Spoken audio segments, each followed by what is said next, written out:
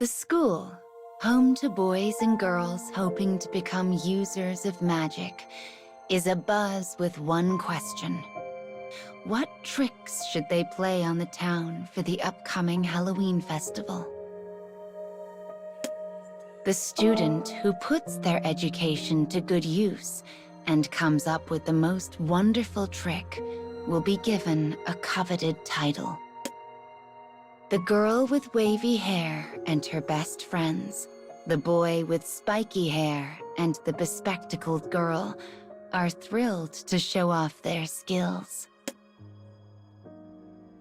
The professor makes an announcement to the excited students. The souls of magic users who plot tricks attract demons.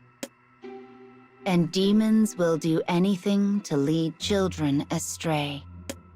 Once a child is captured, their whole being is sucked away down to the marrow of their bones. It is a pain so great, they regret even the gift of life. So if you ever find yourself suddenly faced with a miracle, do not engage. Do not let your curiosity get the better of you.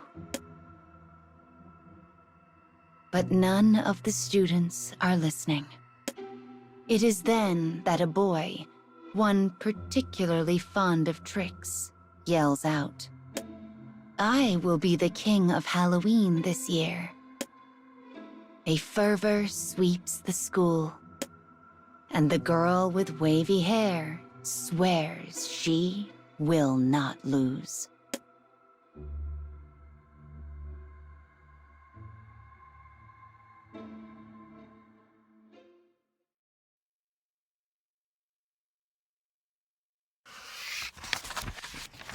The girl begins practicing tricks with her best friends.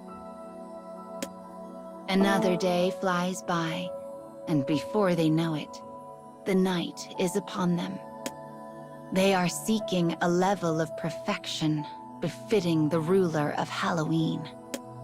The girl leaves her room so she might cook dinner and give her whirling mind a break. As she walks, she spies something glinting at her feet. It is a lovely box. Yellow topaz in the shape of pumpkins dots the cover. It emits a distorted, bewitching glint. Curious, she lifts the lid to find a small pumpkin pie sitting neatly inside. She then hears a whisper. "I will teach you all the magics under the sun. All at the festival will be under your spell." The voice is so sweet and gentle, it is almost impossible to resist. I must eat the pie. She opens her mouth wide. Suddenly, a scream rings out. It is her best friend, the bespectacled girl. The wavy-haired girl tosses both pie and box aside and ushers her best friend into her room. She comforts her as she weeps over her failure, yet on the inside, she is relieved. Soon, the girl with wavy hair returns to her practice in an attempt to shake off her fear. But the next time she looks, both pie and box have disappeared.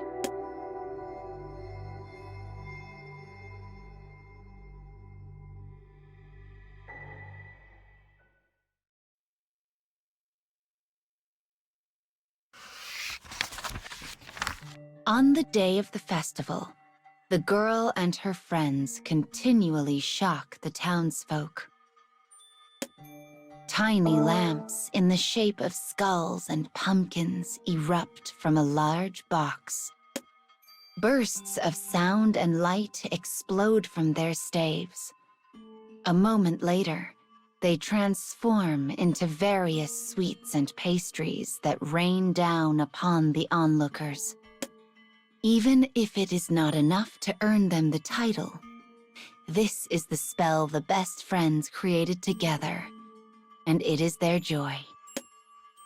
Yet, for some reason, the box crosses the wavy-haired girl's mind, causing a chill to run down her spine. Alas, it had been an omen, for she turns to find the box resting on the ground. Before she can even think of why, a hand reaches out from beside her, the boy who swore to be the king of Halloween. Before she can draw a breath, he pops the pie in his mouth. There is a strange light in his eyes, a distorted, bewitched glint. Standing before the dumbfounded girl, the boy lifts his staff into the air. Dozens of vines suddenly rise out of the ground throughout the town.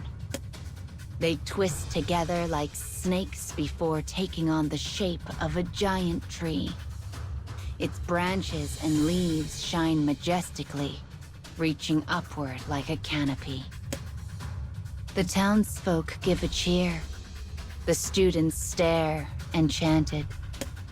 The girl is also astonished, but then she realizes the boy is nowhere to be found.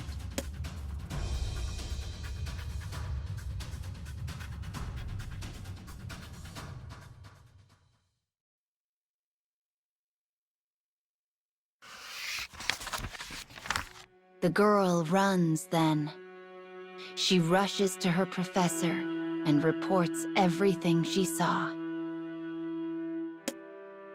She tells about the box that suddenly appeared before her, about the alluring voice she heard when she opened it. She managed to shake it off thanks to her friends, but the boy had not been able to resist its temptations. The great tree had not stopped growing. Its roots twisted and spiraled and burrowed throughout the town. When they finally find the boy in a back alley, he is already gone. The tree has swallowed him whole. His body is a husk, his weathered skin peeling off in flakes. Worse still, his eyes are wide, and his tongue lolls out of his mouth like some terrible prize. The girl shudders, thinking how she had not been able to stop him, and huddles close to her professor. "But at least you are safe," her professor says. "Your love for your friends kept you from temptation." The entity in question was called the Pumpkin Demon, and it was something the School of Magic had long yearned to capture. But no matter what manner of guard they adopted, the demon had ever more clever methods to lure people in and claim their lives in the process. As the professor laments the boy's death, the great tree above glints in a bewitching manner, stealing people's hearts. The girl squints under its light, but her heart has already sunk into darkness. She was lucky to escape with her life, yet this state is but a temporary reprieve. For temptation lies ever around the bend, and it is known that demons always seek people's greatest desires.